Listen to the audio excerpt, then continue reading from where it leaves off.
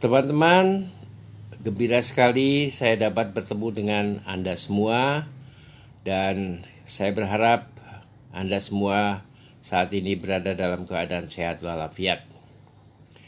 Kali ini kita akan memperbincangkan apa yang disebut dengan volume semprot. Karena saya mendapat beberapa pertanyaan dari teman-teman yang intinya menanyakan yang pertama bagaimana cara menentukan volume semprot. Dan yang kedua, berapakah volume semprot yang ideal? Untuk menjawabnya, kita akan melihat beberapa slide berikut. Tetapi sebelumnya, mari kita samakan persepsi kita. Apakah yang disebut dengan volume semprot itu? Volume semprot adalah jumlah larutan semprot pestisida ditambah air yang diperlukan untuk menyemprot satu satuan luas lahan. Dalam bahasa petani, kadang-kadang volume semprot itu diekspresikan dalam berapa tangki per hektar. Atau di daerah sayuran yang menyemprotnya menggunakan power sprayer, kadang-kadang dinyatakan dalam berapa drum per hektar. Tetapi satuan umum untuk volume semprot adalah liter per hektar. Sekarang perhatikan foto-foto berikut.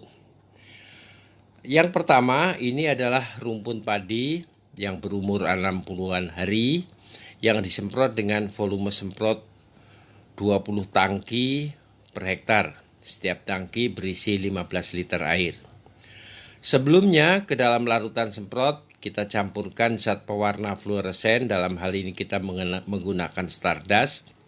Sesudah disemprot, rumpun padi dibawa ke ruang gelap agar penyebaran butiran semprot atau dropletnya dapat dilihat dengan menggunakan lampu biru, yakni lampu yang biasa digunakan untuk mendeteksi uang palsu.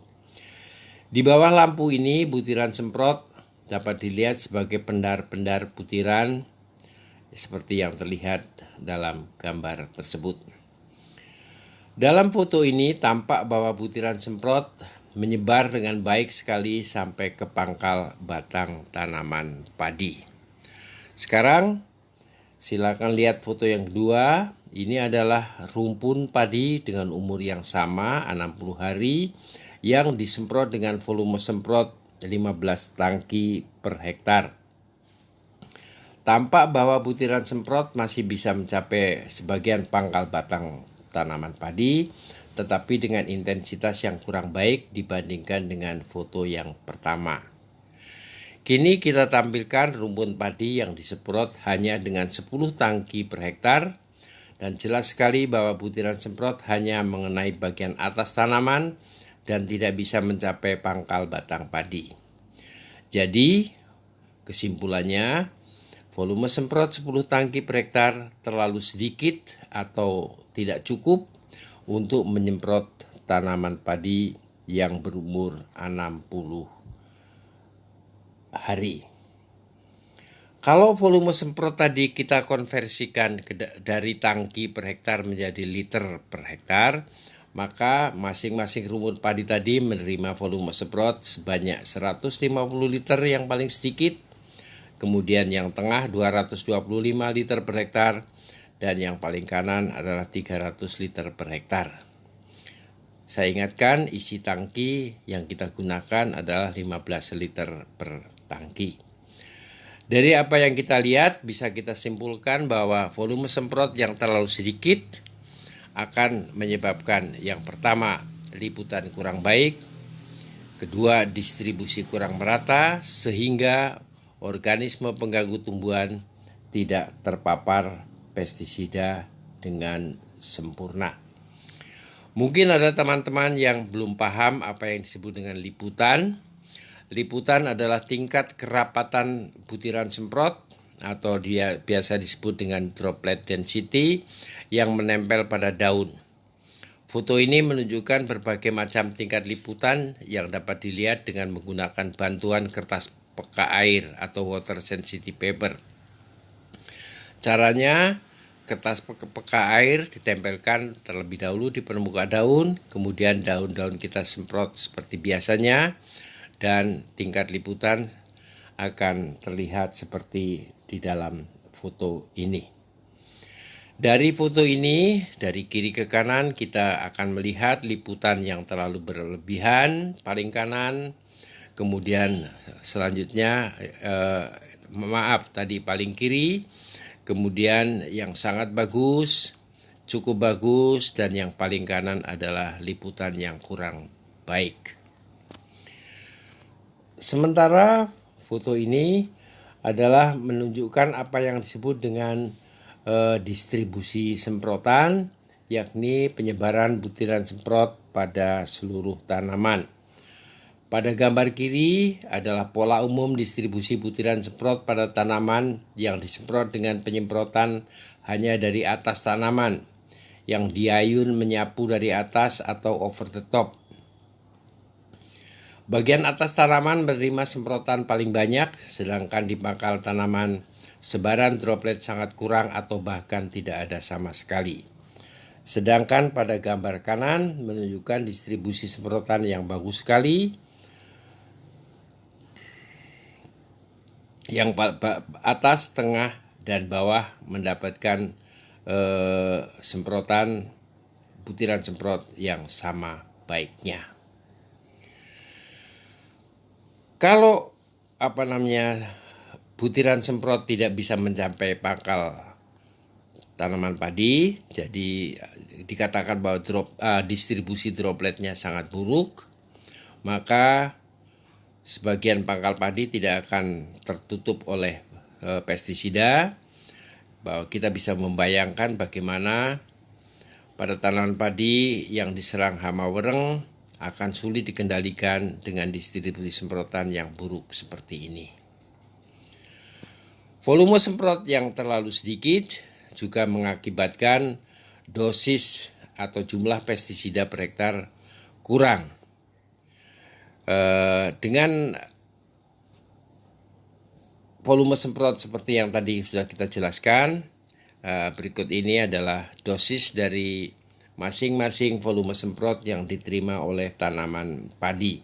Kalau konsentrasi pestisida diandaikan 2 ml per liter, maka untuk yang 150 liter per hektar, dosisnya yang diterima oleh 1 hektar tanaman padi adalah 300 ml per hektar.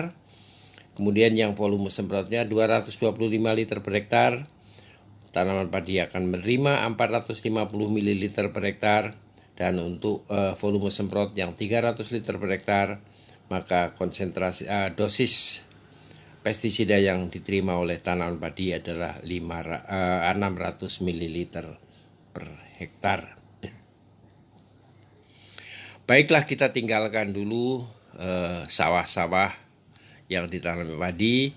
Kita mencoba menengok volume semprot pada tanaman hortikultura, terutama pada tanaman sayuran. Pada tanaman sayuran, menurut pengamatan saya selama beberapa belas tahun berkecimpung di bidang pestisida, petani paling suka menyemprot tanaman sayuran seperti yang terlihat dalam gambar. Petani bukan hanya menyemprot tetapi memandikan tanaman sehingga larutan semprot akan terkumpul di ujung-ujung daun, dan kalau sudah mengering akan tampak putih seperti terlihat dalam foto sebelah kanan. Dan ini sebetulnya volume semprot sudah terlalu banyak. Dan volume semprot yang terlalu banyak ini akan menyebabkan pestisida terbuang menetes dari bidang sasaran atau run off, keluar dari daun dan menetes ke tanah. Dan ini berakibat